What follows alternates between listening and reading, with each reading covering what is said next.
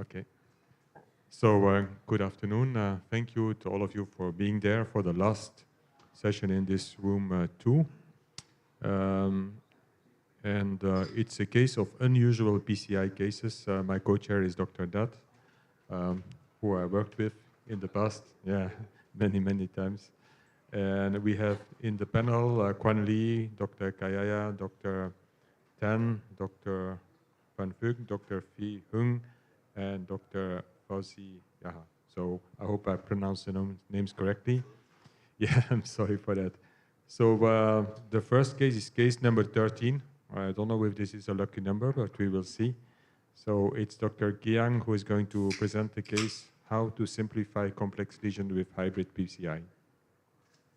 Welcome to you.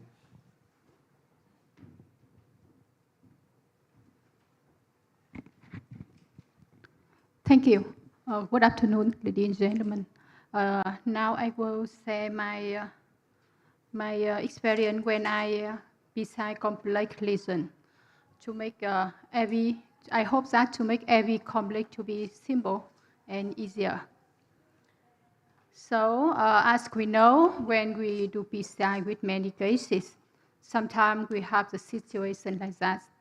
The bifurcation, not bifurcation, sometimes the lesion relate to not only 2 branches, but also relate to more than 2 branches. For example, 3 or 4 relate to distal upliftment also for 3 situations like that. Well, 5 years ago, for my practice, I tried to stenting every big vessel, significant vessel. I have a lot of case with 3 stent strategy in the bifurcation, extend to left main. So the procedure makes a very long time, take a lot of devices, expose radiation, everything like that. So make me very stressful. Now I change my approach with some situations like that because we have some data, some experience with the DCB in bifurcation lesion. Look at the 10 child with more than 900 patients compared to DAS in the main bank and DCB in the side bank. And we see the outcome better in the DCB group compared to non-DCB group according to restenosis and TOF. Another data with compared to not so much, not a big bone, but with 100 patients with the 2 stent strategy and another group with the DAS and DCB hybrids. With the outcome as a procedure with the better in 2 stent strategy according to minimum lumen diameter and J0 stenosis, better in 2 stent strategy, but 6 months follow-up with CAZ. The research shows that the better outcome to work DS and DCB hybrid about lower late lumen loss and higher minimum lumen diameter. Another report shows that the DCB in main bank and the side bank compared to both bar alone is a better at 9-month follow-up. In 2024, with a child with a DCB BIP child from Chinese college, so the better outcome with DCB in the side bank and stent in the main bank better in the non-compliant balloon. So this case PCI 1 year ago with a female 62 years old with the hypertension come to our hospital due to non-STEMI with the cardiac function is about 50%. The CIZ show the detail left main related to atrium of LAD circumambulate with a big ramus near the atrium of LD L6. What do we do now? With the lesion in the RCA, we PCI it is very easy. And in the plan to PCI the left main bifurcation like that, I have to send strategy in circumambulate and LAD by mini graph technique. And I leave the OM alone. And if it's occlusion, after that, I will rescue by my experience. The IVUS, so I check IVUS and the IVUS, so the lesion in the mid in the proximal LED extend to the distal of the left main. And the LCX, so IVUS, so that the lesion near the atrium and extend to left main, and the atrium of the OM is quite free. Another standing with the mini cross with D8 in the 3.0 18 mm. And after kissing balloon, after kissing balloon, you see the OM lost. The patient have chest pain and 80° in ECG acute. And the guiding catheter will insert in the left main, and another wide filter ETA to insert to the OM easy. And I use 2.0 15 mm semi-compliant to open a tail atmosphere. And DCB 2.75 25 mm at atmosphere OM. And after that, I kissing it a pair. POT again. As a final result, quite good. And until now, we don't have time to check the ECG of patient again, but the patient are quite good. No symptom until now. The IVUS shows the atrium of the OM is quite good, acceptable. And the stand of left main LED and LCX is very good. Another case, the patient go to our hospital due to the non-STEMI with a 44 years old male. The cardiac function is very low, 25%. And the patient has the lesion, the complete lesion as the middle of right coronary. But in the left side, you can see the distal left main extend to the atrium of LED, the LED with the slope low. And the ramus near the atrium of the LED and LCD. And the circumflex is quite good. So in my plan, after PCI the right side, I go PCI the left side after some day. So I just leave the circumflex lip again in my plan. And I just put the stand in the left main to remote and midi cross in the LED. It's my plan.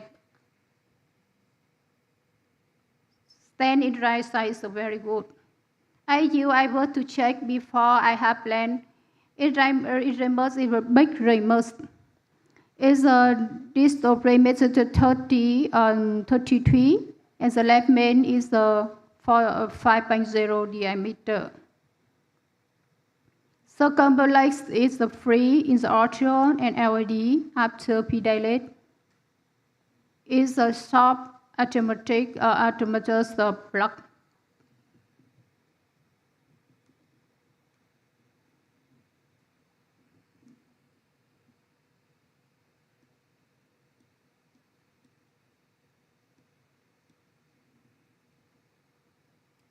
So to send status Z is a first plan, but unfortunately the circumflex have some dissection agent to circumflex and makes the down blood pressure, cardiac shock, and I have to use high dose inotrope to keep the blood pressure for the patient. And I use another wire to put in circumflex and pedalate with 2.0 15 mm to keep the flow in circumflex. Using ping-pong guiding catheter to make procedure easier because I have to do a lot of operation. So, to stand status Z, with a mini cross in the left main, OM, left main, remote, and LED. And another guiding catheter with the balloon inside the circumflex to keep it during procedure because I don't want to lose it again. After two stents finished, I DCB in the circumflex. After POT, a big dissection in the circumflex, and I wait for 5 minutes. After that, no slow flow, no symptom, no acute occlusion. I left it alone. And after 6 months ago, the patient go to our hospital check again, but no CAG. But the symptom will release and the cardiac function go up to 50%. So in my practice for DCB, I not focus about how much dissection, how severe dissection. I just focus on how the dissection can lead the brain slow flow or have a high risk to acute occlusion. And stenosis residuals are about 50%, not 30%. Thank you. Thank you very much for your nice lecture and also to be on time. Your first case was very nice because there's a fistula to the pulmonary artery, a small one, and we looked at it together. So after stenting, the fistula closed down because often the fistula, the vessel wall of this fistula is quite fragile. So I think at the moment you just stented it, you just closed off the fistula. That was just a small observation. Any questions from the panelists? Comment? Yeah.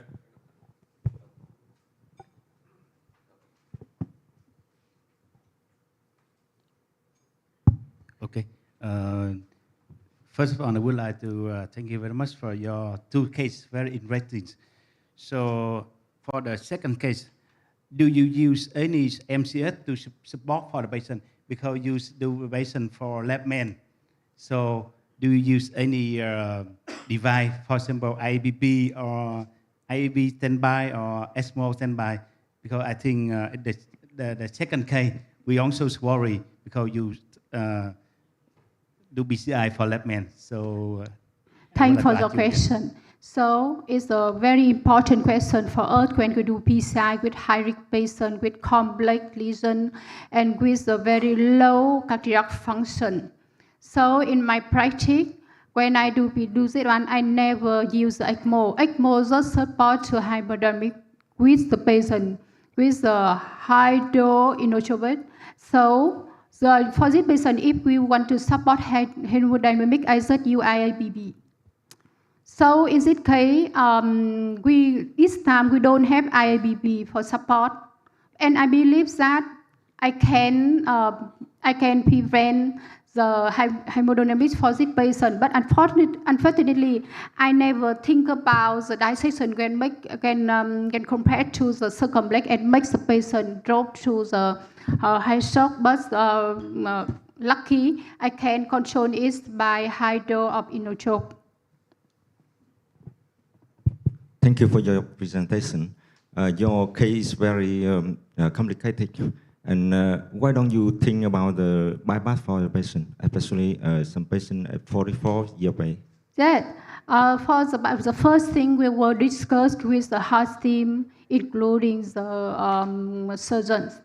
But the first case, patient and the family patient denied to stay busy. In the second case, the surgeon denies because the patient had a lot of risk for the surgery. So maybe I will ask a question. We all do these bed LVs with triple vessels. So I have a question for our, the man who knows all about the data. How do we revive and stitch all this today? What is your message for the audience? I think obviously, I think both your cases were actually trifurcation cases. Yes. Even though I think your first case, you called it a bifurcation case and you didn't protect the OM. I think it would have been useful to protect the OM with a wire the thing. So I think understanding that you're about to take on a trifurcation and having all the appropriate guide size backup, it was very elegant what you did with the two guide technique, and there's no data for that, obviously. Yeah, okay. Yeah. There's just sometimes we can use, we have a lot of choice. Yeah. Protect the OM Yes. or not. And I don't want to use or protect of OM first because we have to use a lot of why to Yes. make it confused. That's why I confident that I can restore it if you lose again. Yeah, but obviously, if you want to look at the data with these high syntax score patients at that age, and then your second patient, I think you said that the patient also had severe mitral regurgitation in the setting of low EF. Yes, it's the first time if I have the using two guiding catheter, it's the first time I will protect the OM because we have two guiding catheter. We have one guiding for two ways, okay. But I just use when I rescue the OM. But the second case, probably you could definitely make a much more stronger argument because of the presence of also valvular heart disease and severe mitral regurgitation, that surgery should really, really be considered. Yes, it one shot. We have a lot of options. Yeah, I think we're running out of time, so lots of comments. Dr. Dutt, do you want to present the next speaker? Yeah. You can take the Thank microphone you. there. Thank you so much. Thank you. Thank you, Dr. Chayang, for the first lecture, and the second lecture. I will introduce Dr. Young Chun Kim for the case number 2. Good afternoon, everyone. Today, I'd like to talk about the. Sorry. Where is? Yeah, I'd like to talk about the case of the stent ablation by OCT guidance.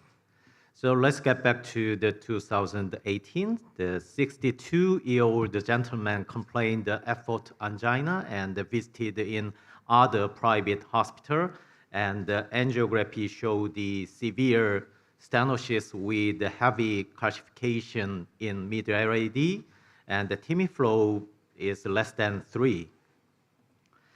So angiography showed the intermediated stenosis in the middle RCA. So at that time, his operator planned to perform the PCI using the 6 French EBU guiding catheter.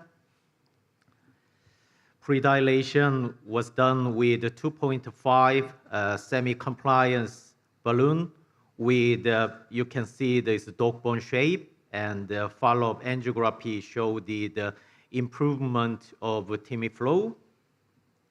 However, during the stent implantation, we could see the underexpanded balloon, and the follow-up angiography after stenting showed the underexpanded stent, as you can see. So that time his operator tried to fix it, but it did not work. In PCI report, is the operator described like that, is the adjuvant dilation with 3.0 millimeter NC balloon was performed at 22 atmosphere for 20 seconds for 11 times, but it did not work. So final angiography during the index PCI showed the residual stenosis with underexpanded stent and the TIMI3 flow.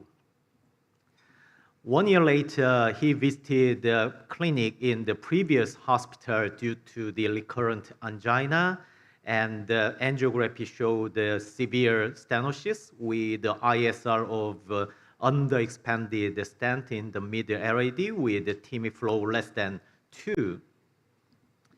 There was no interval change of the intermediated stenosis in the middle RCA. The compare with the final angiography after stenting 1 year ago, the angiography showed the aggravation of the stenosis in the underexpanded stent area. So operator, again, they tried to fix it using the small size balloon to the cutting balloon, but result was not happy, as you can see. As we expected, his patient complained the continuous effort angina, and finally he visited outpatient clinic in our hospital. So after review of the previous angiography, I plan to perform the PCI via femoral approach using the A French EVU guiding catheter. So pre-PCI OCT pullback was done. It was difficult to see the distal segment of the stent, but we can see what's going on the underexpanded stent area. OCT clearly showed that the mean stent diameter in the underexpanded stent area was between the 1.24 millimeters and the 1.66 millimeter, surrounded by 360 degrees of thick calcium. In addition, the 3D rendering image clearly demonstrated the underexpanded stent area, as you can see. So we decided to perform the stent ablation using the rotational atherectomy. At that time, the IVL is not available in South Korea, and we selected both size from the 125 and the 1.5 and the 1.75 according to the stent diameter in the underexpanded stent area. So after successful serial rotational atherectomy, is a follow-up angiography show the increased lumen diameter in the underexpanded stent area. So I'd like to show that reality of the post-atherectomy OCT pullback image in my case. Image is not ideal due to that time is the OCT catheter get damage. But we could find out the clue of the successful stent ablation by very nice blood clearing. So OCT showed the no visible strut area in the site of the previous underexpanded stent with the fracture of the calcium and increased the lumen diameter to the 1.7 millimeter, but minimal lumen area still small, the 2.27 square millimeters. Therefore, POBA was done with the 3.0 millimeter NC balloon at up to 24 atmosphere, and the treatment with the 3.0 millimeter DCB at up to 13 atmosphere for 60 seconds. So final angiography showed the no residual stenosis with a good distal flow, but we could not achieve the final OCT because of the damage of the OCT catheter. So we are happy to share our experience regarding the successful OCT-guided stent ablation. There are several algorithms for the management of the calcified lesion, as you can see, and all algorithms highlight the use of the intravascular imaging. So I have to say that the intravascular imaging modality would be mandatory for the PCI in patients with heavily calcified lesion. So scoring system can help us to predict the stent underexpansion. So one thing is derived from the IVUS and the scoring calculated by the calcium length and the calcium, circular calcium and the calcified nodule and the vessel size with basically over the 270 degrees of the calcium arc. And regarding the OCT drive, the calcium scoring system was calculated by calcium arc more than 50%, vessel arc and the calcium thickness more than 0.5 millimeter, and the calcium length more than 5 millimeters, called the rule of fives. So I think that the IVUS is like a headlamp, and the OCT is kind of the scouter which can see through the calcium itself, detecting the calcium thickness. So what is the most important step on the PCI for the heavily calcified lesion? I think that the crucial evidence for the successful calcium modification is the calcium fracture confirmed by OCT or IVUS. So we all know that the imaging optimization criteria from the 2018 EA PCI expert consensus. However, many randomized data regarding the IVUS or OCT has been published since 2018. So 4 months ago is BK Kim, who was the PI of the OCCUPY trial, and me published a review of an article regarding the image guidance in the JACC Asia. And in this paper, we summarized the intravascular imaging guided stent optimization criteria in the randomized trial in terms of the stent sizing, landing zone, stent expansion, is the opposition or edge dissection. And finally, we are happy to provide a new version of the imaging optimization criteria data from the Ultimate trial, Renovate Complex PCI trial, Octavus trial, Illumian 4 trial, and OCCUPY trial as well.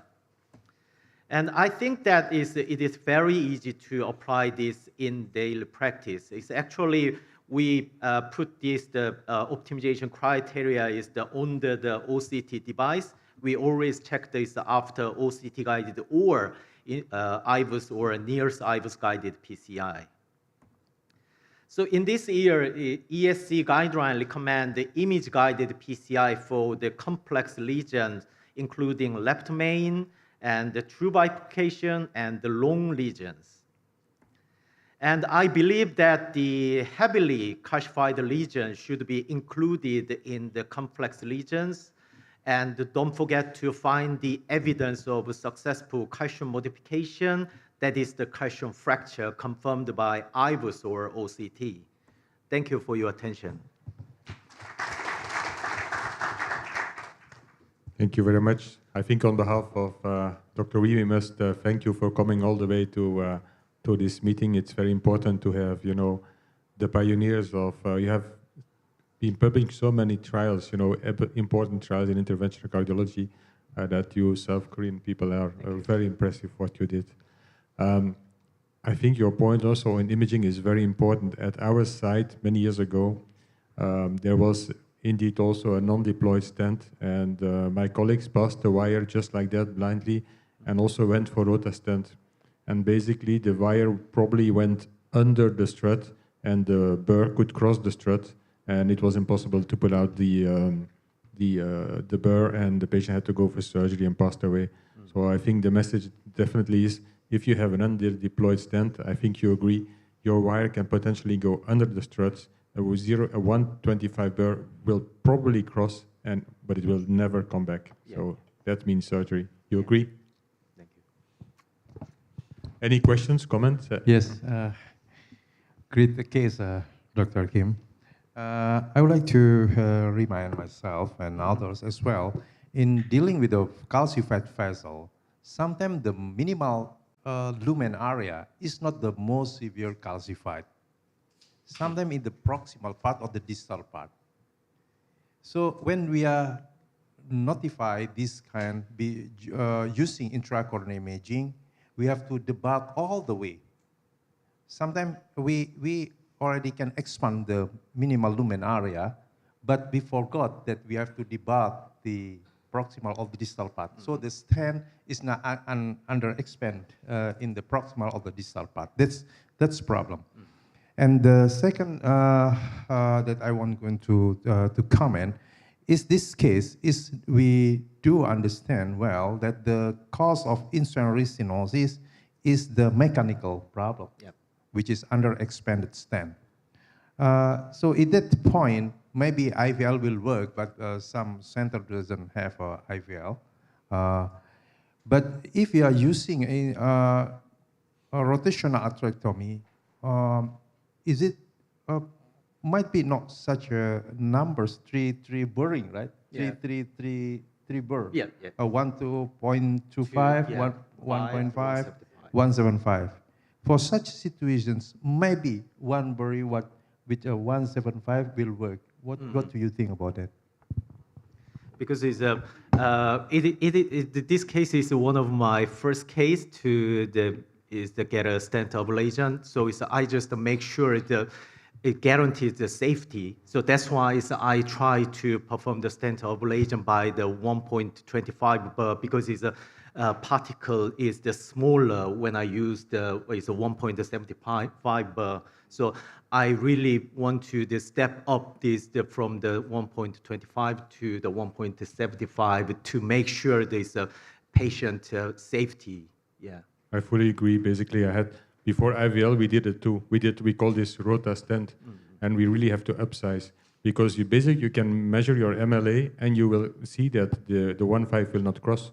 We had cases where the 1.5 doesn't cross. You have to go to 1.25 and then really step up. It's safer, and probably the rota stent effect is more effective when you upsize with different burrs. Yeah. I think you agree, yeah? Yeah.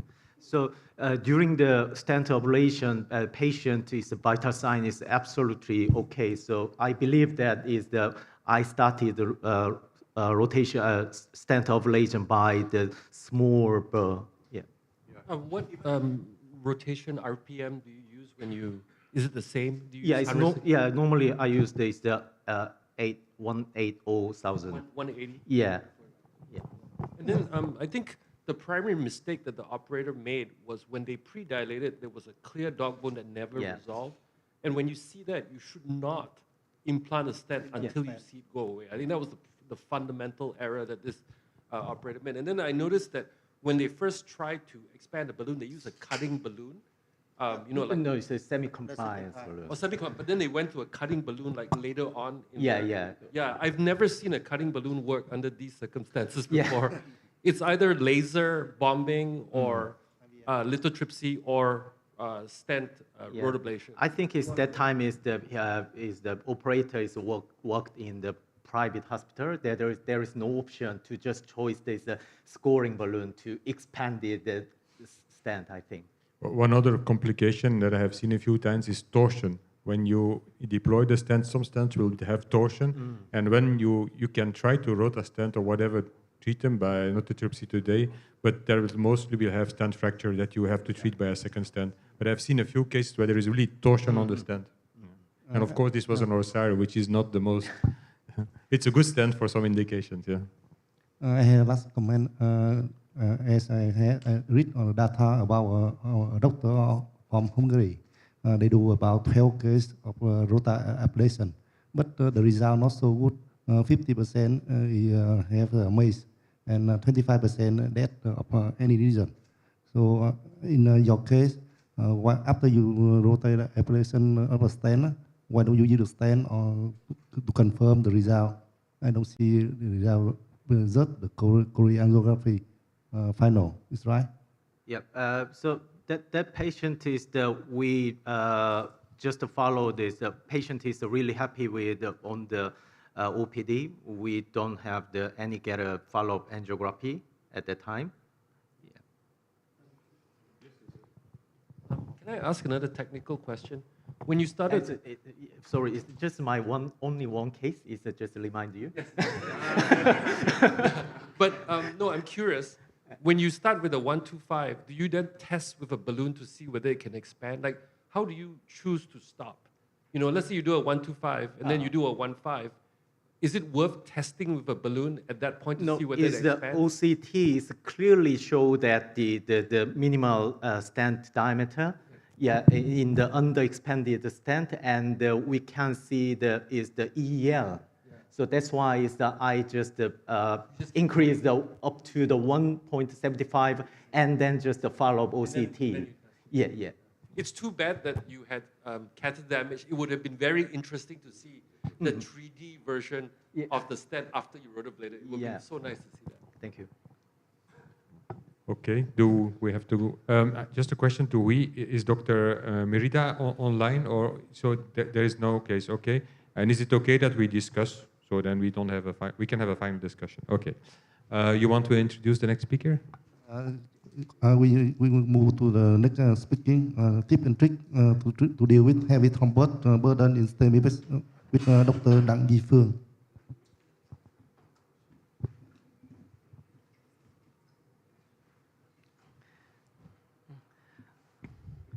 Good afternoon, Chair and everybody. Today I'm honored to present the tip and trick to deal with large thrombus burden in STEMI patient. We know the STEMI we show every week, every day, and the problem is the occlusion, the artery. But the key of the STEMI is revascularization as soon as possible, very quickly. And for management of the STEMI, we have to choose combine the time revascularization, the antithrombotic therapy, and the concrete present the revascularization, and combine all of the technique to approach the patient. But different from the patient of the STEMI. In the STEMI BCI's case, we focus to treating the concrete reason, and the main goal is restore the flow of the artery. The best flow is the TIMI3, and we stabilizing the patient more important than the perfect the coronary imaging, and very important. In the patient, we know when we stop the procedure as important. And the large thrombus burden in STEMI in the affected artery can cause serious issues. The distal embolization, microvascular obstructions, slow flow or no reflow phenomenon, and this problem leads to heart dysfunction and permanent damage, affected to the treatment crucials. In the total trial, show the large thrombus burden lead to worse outcome, and the patient with the higher thrombus burden have the higher 1 year death, especially with the heart failure or the cardiogenic shock. The implies the need for the carefully thrombus management.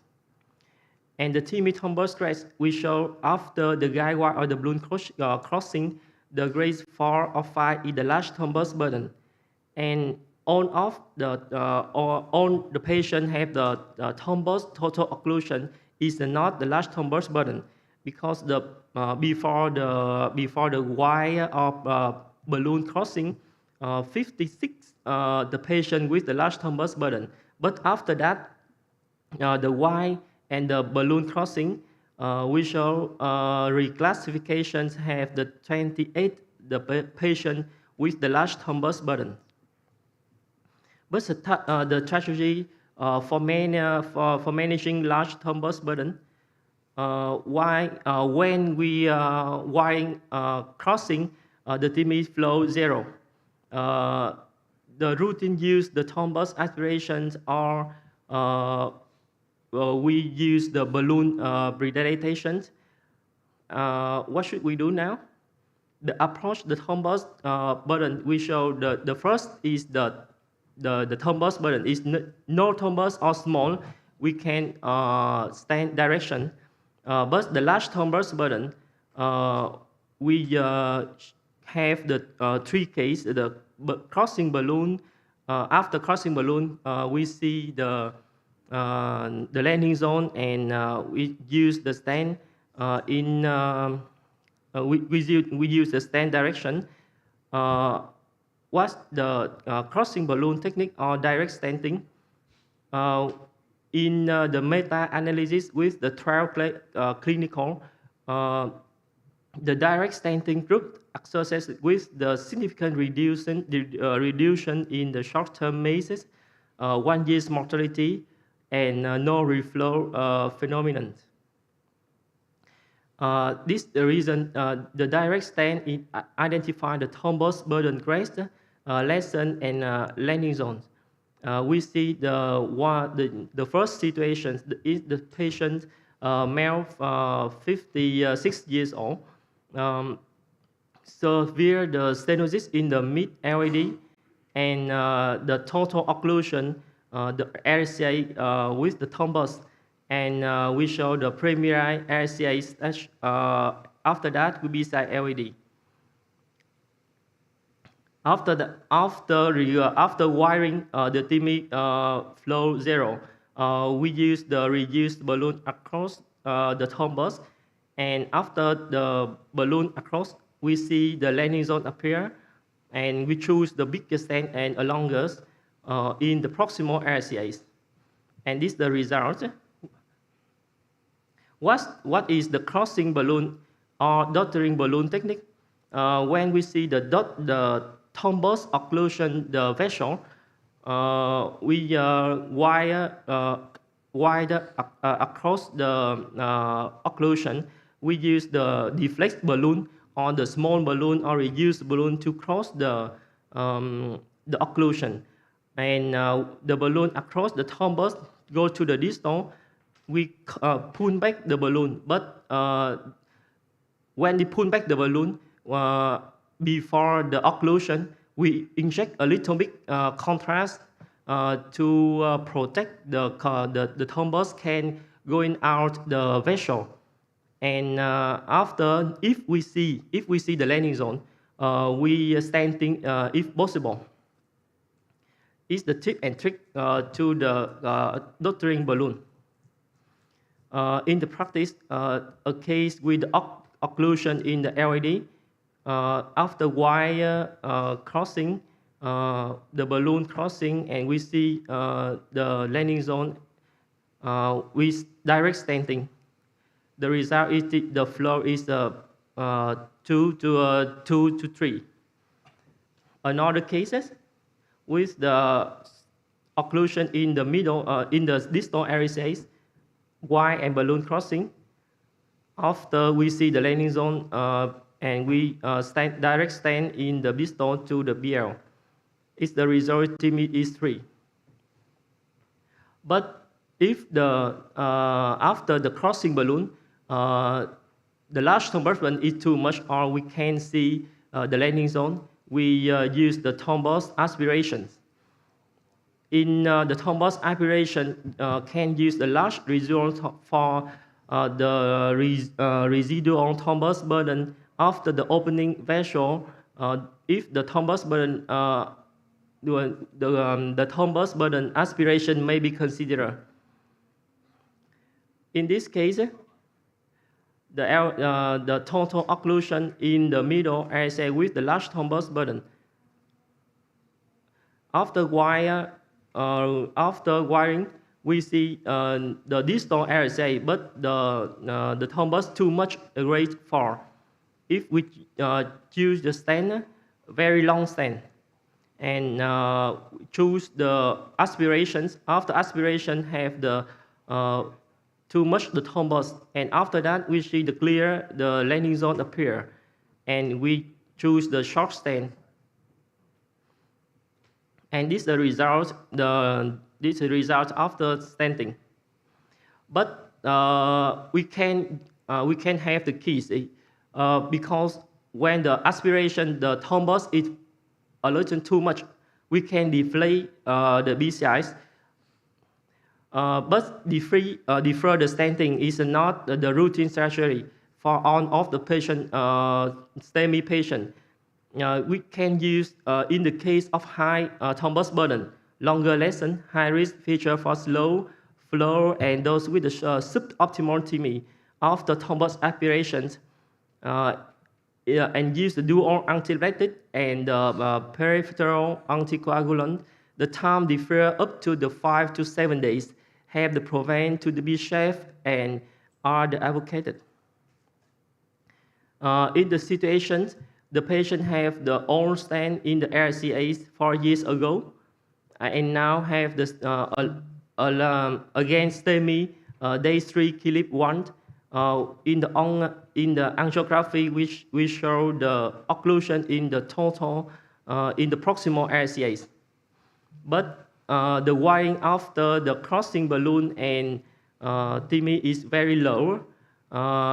We use the balloon 2.5 and NC balloon 30 and thrombus aspiration many times, but the thrombus is too much. What should we do now? Relax again, aspiration again, stand or stop. And now in this case, we choose the stop and wait a week. In the times after the week with the enoxaparin and DVT, we check again the angiography.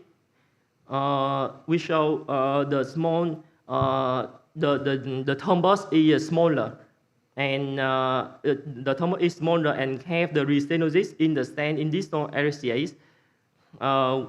We pre-dilate with the scoring balloon in the distal stent and choose the biggest stent in the middle RCAs and DCB in the priority stent in distal RCAs. And this is the result. Is the TMI is the better. And conclusions. Managing large thrombus burden is the primary PCI remain the challenges. Complications include the distal embolization, no or slow reflow, or embolization into the non-conquest vessel. No single ID tragedy exists. But management must be individualized based on patient condition, the operator expertise and experience. Thanks for attention. Thank you very much. We have time for questions. I think if I ask the question how you aspirate, you will have 10 different answers because we are about 10 people here. Everybody's doing different style. Yeah. So, Dr. Dutt, what is your style when you do? Maybe you can ask a question first, sorry. Yeah. It's on. Yeah, thank you. Thank you for a nice presentation. So the large volume of thrombus is our enemy. So right now in Japan, we use a perfusion balloon for such regions. So I don't know if you have a perfusion balloon here, but we used to use a perfusion balloon for just for the bailout for rupture or perforation. But nowadays we use a perfusion balloon for large thrombus burden, and we can keep a distal flow during balloon dilatation, and we can use a long inflation, like 2 minutes to 5 minutes. We can inflate for a long time, and we can still restore the distal flow. Then after that, sometimes the thrombus burden is getting lower. So that is a option for a large burden thrombus. That's a good point. Yeah, Quan? I think. Oh, sorry. Did you want to go? Good afternoon. I'm Dr. Sơn from Yadin Hospital. Thank you for your very interesting lecture. So I would like to ask about the tips and tricks to aspirate the thrombus. In some cases, when we try to aspirate and then we use a balloon from a small balloon to bigger balloon, but we cannot aspirate. How can we do it next? In my center, sometimes we use the fibrinolytic with small dose to inject to make it to small particle, and after that, sometimes we can aspirate everything.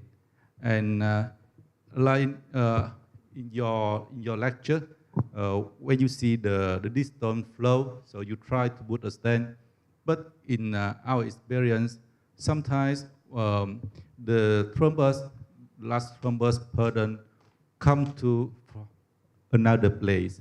So sometimes when you aspirate everything, the coronary artery may be sometimes very normal. So I think that instead of trying to put a stent, I think that it's better to aspirate everything before you decided to put a stent. Here I would like to ask about the experience of using small dose of fluorolithic to inject to make it easier to aspirate. Yeah, I think in my experience in high thrombus burden lesion that's resistant to reperfusion with ballooning, etc., I find that small dose thrombolytics intracoronary actually work very well. The main thing about using it is you need to give it time. When you inject it, you have to wait for a while because it takes time to act. I've had it work very effectively in some cases. I don't tend to aspirate at the same time if I start to get flow back in because it breaks up into a lot of fragments and your stroke risk theoretically, depending on what you're doing, might be higher. We have moved away from aspiration thrombectomy to mechanical thrombectomy with CAT-RX at this point. We no longer use aspiration thrombectomy because one of the tips and tricks is that if you're working in an LAD or the circumflex and you're just using aspiration, sometimes the thrombus from the circumflex will go into the LAD or from the LAD in the circumflex. If you're working in the RCA, it's not a problem because it's just one vessel. But then if you don't aspirate carefully right at the end, you can also cause a stroke. So that's another big thing. One point I wanted to make is earlier is the use of IVUS under these conditions is actually very, very helpful. I've had it where I balloon and I get zero flow, and I don't know where my beginning, where the end is. If you stick an IVUS down, you can actually see where your end should be, and you know exactly what size your stent is. And then you know approximately exactly what your stent is. And the next move, instead of trying to aspirate, I've actually stented with IVUS sizing across the region and had complete resumption of perfect sizing and flow. So that might be part of what the benefit of ultimate ACS was. You're using the Penumbra coronary device now, or because of course this is expensive and it's probably still an issue for other countries. Maybe you, sorry. Yeah, we've also used AngioJet before. It also works. You can finish and then you, 1 second. You have some more question? Yes. I think that because to put a stent is okay, but sometimes we cannot satisfy because maybe the patient has maybe no lesion. So the problem is we try to aspirate. But I think that there is another tips to determine the distal flow by we can inject into the aspiration catheter to the distal, and we can see the distal flow, and we can define the distal diameter. But I think that the most important problem is that we should aspirate the thrombus. Even when you inject, sometimes it's vasoconstricted, so what you see is not real. It always also depends on what you have locally, and I think for our Vietnamese colleagues, if you don't have the access to Penumbra, you have to use what you have. You have a question? Yes, I have a question. Thank you very much for your presentation. And I have a question that when we put the direct stenting in the plaque with a lot of thrombus, so I have two problems I need to concern about. That is the thrombus protrude through the stent, through the stroke of stent and through the edge of the stent. So do you think that is the problem can cause the thrombus inside the stent very soon? And the second thing, the time lapse, the thrombus is stuck in between the layer of the wall artery and the stent. So the time lapse, the thrombus destroy and it can release the empty space there. So should we advanced patient come back and we do angiogram and we NC balloon again?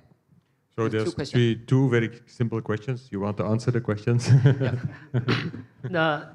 if the large thrombus, but I think the question of Dr. Sheng is when the occlusion, the goal target, the first target is the reflow. Reflow is the very important. If we have the flow in the vessel and the patient have the stable, we can wait times many 3 or 5 days and check again. Because you show is the maybe know the stenosis, okay? Yeah. Stenosis, only the thrombus. But the question of the questions is if we use the thrombus inside the stent is I don't worry this because I choose use the IVUS to check the through the lumen this diameter of the vessel, and we choose the diameter stent, and we choose the longer, a little bit longer. If we measure is maybe 20 or 25, we can choose the 33 or maybe 38 for longer stent. Yeah, thank you very much. You want to make a comment? Yeah. One comment quickly. Yes, I think in direct stenting, in our center now, when we get the wire through the lesion, okay, after that we do routinely IVUS to make sure the diameter and everything. So in this case, you showed us direct stenting with the very big one, 4.0. So it's deep, very bigger. So I just worries about the landing zone distal. Also worries about dissection, also perforation. So maybe sometimes I think it's harmful. Yes, just come on, little bit look like this. And sometimes we also use aspiration, phlebotomy. Sometimes, okay, go ahead with balloon. It depends on the patient. It depends on the how large burden of thrombus. After that, we make the decision for the patient. I think it's good for the patient now. Yes. Okay, thank you very much. Thank you very much for your nice lecture. Dr. Dutt, you have the honor to announce the last presentation, if you agree. You need to get the microphone back. Now we move to the last presentation with Dr. Đình Huỳnh Linh. TAVI procedure and other unplanned intervention in the same index. Should we do it differently?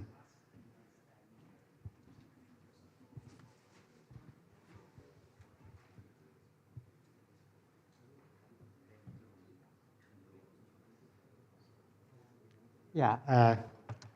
Good afternoon, Mr. Chairman, ladies and gentlemen. It's my great honor to be here today to present my case about TAVI. It's not a very happy ending case, but I think it would be great to share all of the audience here my case. We have done not so many TAVI cases so far, just I think about 80 to 90 cases in the last 10 years, and we are still learning, and I think that all of us are still learning about this procedure. So this patient was admitted due to dyspnea and chest pain. You can see the troponin is elevated, so clearly he has the acute MI. The proBNP is elevated, and on the EKG, I hope you can see it well. We did not see the SD elevation, but we can see the Q wave in D3 and AVF. You can see the right bundle branch block, SD depressed in V5, V6 little bit. We did the echo, and you can see that the heart function is very poor, just about 20 to 30%. We have, and the patient got worse, and we had to intubate him. So the diagnosis is a cardiogenic shock. A patient with non-STEMI with CVIS, and the SDS score is very, very high. I can show that. Because the patient has acute MI and even the patient has AS, so we perform angiogram. And it will be an easy decision for us if you can see clearly the corporate lesion. But you can see here, there is not a very clear corporate lesion. Yeah, it's a headache for interventionists. You don't know where to do the PCI. So our first question is, what can we do? We do the cabbage and we do the surgical IVR, or we perform PCI and then we do TAVI and then PCI, or we do TAVI and PCI at the same time. The problem is that if we want to do the coronary revascularization, we don't know the corporate lesion. There's some hazy in the mid LED, but we are not sure that it was the corporate lesion. The circ looks not very good, but it's not very bad. The flow is pretty okay, all of the 3 vessels. Okay, so we know that PCI before, with TAVI, and after TAVI all have pros and cons. So it is a very nice presentation presented in TCT 1 month ago. So after a long discussion, we decided to do the TAVI. And when we say that TAVI, then PCI, means that we do the TAVI first and we want to improve the hemodynamic status of the patient. If the patient is okay, we may stop to do PCI. But if the patient gets worse, we may consider to do PCI. So it is our choice, and I hope that you agree with us. We can discuss with it later on. Okay, so we performed the multi-slide investigation before TAVI. Eric, I know that the screen is a little bit small for you, but you can see it is clearly a tricuspid aortic valve. You can see the very severe calcium in the annulus, but the SOV is quite good, so the diameter is from the minimum diameter SOV is 32 and the maximum is 35. I think it is sufficient, large enough. And we can see the area is 600 millimeters square, so it's quite large. The perimeter is 88 millimeter. And the plane to coronary is 12.8 for the left and 11 for the right. So it is borderline, especially for the right side. So the next question is what kind of TAVI valve should we choose? We should choose the balloon expandable or self-expandable, and the size of the heart valve.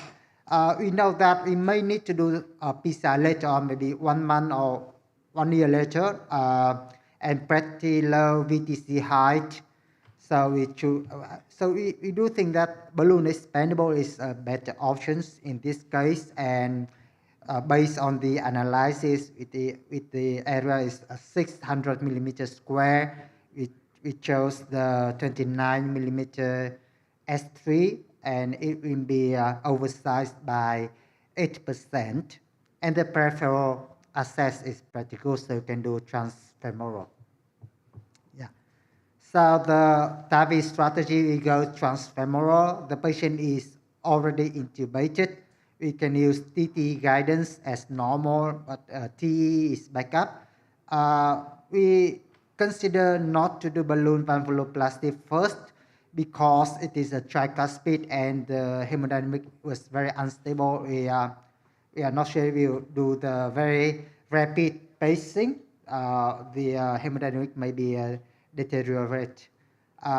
We are not sure if we should protect the coronary artery or not, but we think that we really wanted to do this case fast and simple because this patient was very sick, very unstable, and based on the analysis, it is the virtual planning performed by Edwards analyst.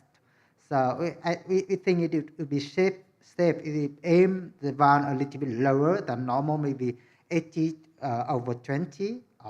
So we decided not to do any BAV, no coronary protection, and we aim the valve a little bit low.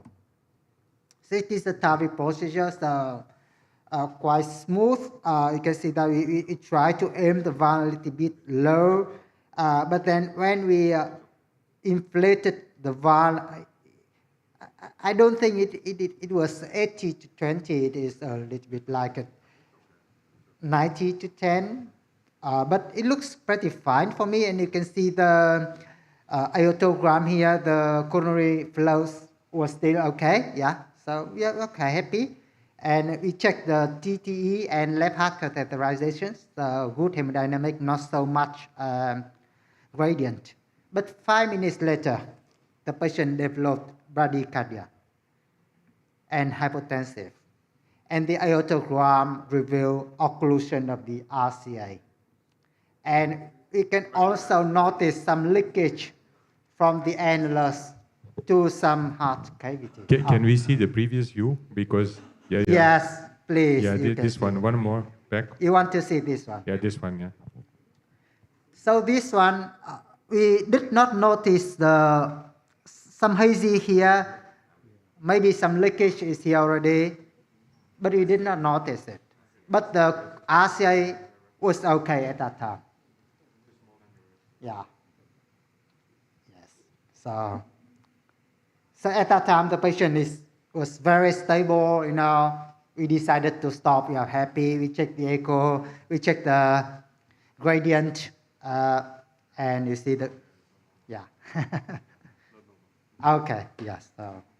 So you see the gradient is quite good, but then the patient has brady, hypertension, and the RCA is gone. Where was it? Where is it? So I think my first thought was that some calcium may block the RCA. I think that.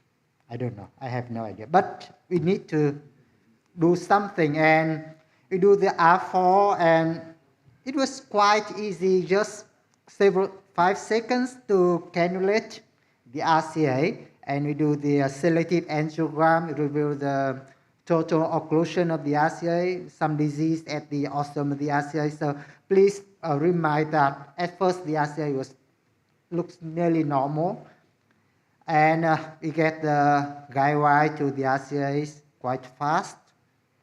Yes. Yes. We do the ballooning, and we can restore the RCA flow. Yeah. No matter what was the cause, we had no idea what the cause is, but we need to restore the RCA flow. So we restore it, and we thought we needed to stent it. So we put a Science 35 by 28 on the guide extension. The reason why we used the guide extension because we had no idea, maybe the stent structure in block partly block the RCA, so it is safer to use the guide extension so that we did not dislodge the stent. So we put we stand up to the ostium RCA, and quite fast and simple, and it was not a problem. Yeah, and do the post-dilatation up to the aorta. And this is the final angiogram, quite good. Yeah, are you happy? Yeah. So the second question is about how about the leakage now? What can we do? What can we do with the leakage now? We had no idea. Maybe the leak. Yes. So did you consider at some point to do an echo to see the pericardium? Pericardium? Yeah. We did. We did the. I cannot control it. Maybe some technical issue here. Em có thể chỉnh cái file Can nó you không move chạy nữa. yeah. Yeah. Đây là một it's the It's most not working. interesting part of the case. Wow. Yeah. Yeah. And Okay. maybe go one slide back. Then we can. Em đang chỉnh nhá. Okay, so we did the TEE. Yes, because the patient is already intubated, so we did the TEE. Yeah. Because of course there could be, but if it's partial annular rupture, then that could be Yeah, okay. then some effusion. Yeah. That is very true. Yeah. Yeah, it's going into a kind of cavity which we Okay, don't know so what it is. yeah. Em ơi, nó bị che. Oh, sorry. So we did the TEE. What I can tell you that we lost the TEE images, so I could not show you now because it was in an acute phase and everything was like a mess. But my echo said that it is the leakage from aorta to NV. It's like the NVOT, something like that, but very tiny. So, yeah, em ơi. So, okay, so I think we can, no effusion, everything is fine. So I don't know what would you do, Eric, and yeah, other doctors. I didn't know. I had no idea what we do, but we decided to stop because the patient is quite stable. We get a good coronary flow. The hemodynamic is okay, and the leakage is very tiny. We stopped, and we decided to do the multi-slide CT after that. Okay, so while they are fixing it, I can tell the consequences of this case. But the patient had acute kidney injury, very severe kidney injury, so because cardiogenic shock. So the multi-slide CT was pending, but after 3 days, the patient developed very bad hemodynamic, and he passed away. Okay, so it's not a very happy case to show you. So my question is that even that if they cannot show you, I think we get enough information to discuss now. What should we do differently? Should we try to do the coil or plug or anything to occlude the em để quay lại hình trước không? Anh chỉ cần cái hình trước thôi. To occlude the I see leakage. your point. So basically, this is a complication I've seen a few times. Basically, it's the fistula between the ascending aorta and the outflow tract because of a calcium spicule that is, creating a kind of fistula. Yeah. That creates a high flow situation, of course, but I think your patient was very sick, so I think you did everything you had to do. But potentially, even that the calcium was the reason. Calcium, very heavy calcium caused the fistula, and potentially also played a role in the occlusion of the right. Probably it's both. Yeah. Yes. Thanks, Eric, for that. I have a question. If the fistula is to the LVOT, why is the contrast going in the opposite direction? LVOT should be coming this way. I think this is a aortic to RA fistula. Yeah. It doesn't make any sense at all. Yeah, I do. The way you could have figured this out. Looks like that. Agree with you. Yeah. If you put a right heart cath up and just draw a sat from the RA to the RV, you would see the shunting, and then you know straight away, right? Maybe you are right. Yeah. The other way to tell is if you shoot this same picture in the LAO caudal projection. If it's really shunting into the left side, it will go left side. If it's going right side, it will go right side. Yes. But should we close the shunting or not? Or should you leave it? Is my question. You have to shunting close. Left to right, you have to close it. The patient will never survive a left to right shunt. Yeah. I think you're right, the LV is on the other side, definitely in this view.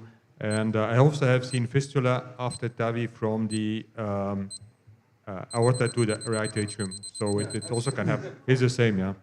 We had to convert surgically. Definitely, it's not a surgical candidate, but if you want to do it transcatheter, what kind of device you can do, Eric? Can you give me some advice on that? So we did a few. The last one I did a few weeks ago was as a complication of a failed transeptal puncture. The patient had a fistula between the non-coronary sinus and the right atrium. And so basically what you do, you go arterial, you just go with a thermo wire from arterial, from the ascending aorta. You basically snare it in the RV or in the right atrium, and you go from jugular. And then you just, mostly what I would use here probably is like a PDA device, a small PDA device. Yeah. But here it doesn't really matter what you use because it's whatever. But as Kwan says, probably it's always so easy afterwards to comment, but it's probably this is the problem of the hemodynamic collapse. That's probably the point. You're right. Yeah, maybe you're right. we were just happy that we can fix the RCA occlusion, and you see when we saw the leakage is very tiny, I discussed with both whom a lot to close or not. That leakage is not tiny, right? Because No, but the last time it was smaller. No, but if you look at that on the picture on the right, just injecting into the coronary generates, and you're not injecting very much. There's so much contrast crossing over from that small injection that is not a small hole. I had another aortogram, but I'm afraid that I could not show you. Okay, but I do agree with you that we should fix it. That is my main lessons that I learned from this painful case. Thank you very much. Thank you very much. Very nice case. Thank you. Thank you. Yeah. Okay. And I think it's nice that you had a chance to CT size even in the setting of cardiogenic shock. I was talking to the guys from Nanjing, and they told me that 30% of their TAVRs are in the actually 20% of their TAVRs are in the setting of cardiogenic shock where they don't use CT at all. Yeah. They just use TE guidance and they just put the TAVR up without any kind of CT planning. So it's nice to have the luxury of a CT to plan. We are not that skillful. I cannot do anything without CT. Yeah. Thank you so much. Yes, can I explain about this picture, because I think we just fixed the RCA, but not the original problem of this case. Actually, based on this view, you see that the flow from the aorta go directly to the RV. So that is the problem, that the valve, the stent valve already make the right coronary cut already rupture and make the connection to the RV. So maybe they check up to the atrium of RV and then lock the atrium of the RV. So we fix the RV atrium, we just make some flow to the RV and solve up the just small problem. But the whole thing is still there. So the patient collapsed 3 days later, I think. But very sorry about that. But we learned something from this case. I think so. Thank you.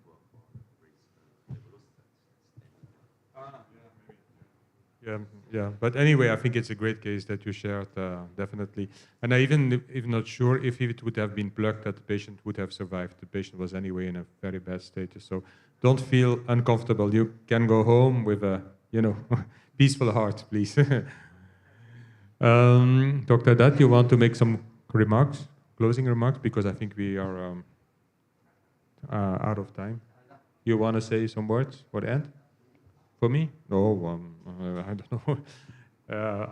Well, I think we can thank all the presenters for being here and sharing their cases. I think there were really great cases, and we learned a lot from all of you. Thank you for being so honest to share your case from many places in Vietnam, and also from Korea. So with that, I think there is a closing ceremony in a room in the main auditorium if you want to attend, and if not, wish you a healthy and safe trip back to your homes. Thank you very much.